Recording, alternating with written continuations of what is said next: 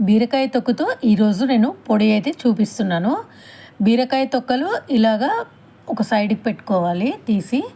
తర్వాత ఒక 5-6 పచ్చిమిర్చి తీసుకోవాలి. ప్యాన్ తీసుకుని కొద్దిగా ఆయిల్ వేసి ఒక 5-6 వెల్లుల్లి వేసి ఆ వెల్లుల్లి కొద్దిగా ఫ్రై అయ్యాక పచ్చిమిర్చి బీరకాయ తొక్కలు వేసి వేయించుకోవాలి. ఇవి వేగాక కొన్ని వేయించిన పల్లీలు సాల్ట్ వేసి సాల్ట్ కోట్ అయ్యే వరకు బాగా మిక్స్ చేసుకోవాలి. బీరకాయ తొక్కలు మనం పడేస్తుంటాం కదా, ఇలా టేస్టీగా కారం పొడి చేసుకోవచ్చు.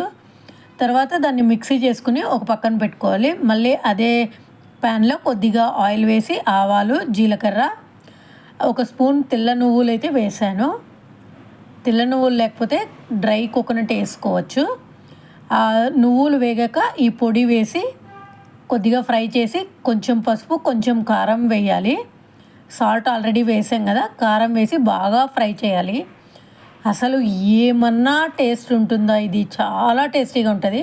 Bye, thanks for watching.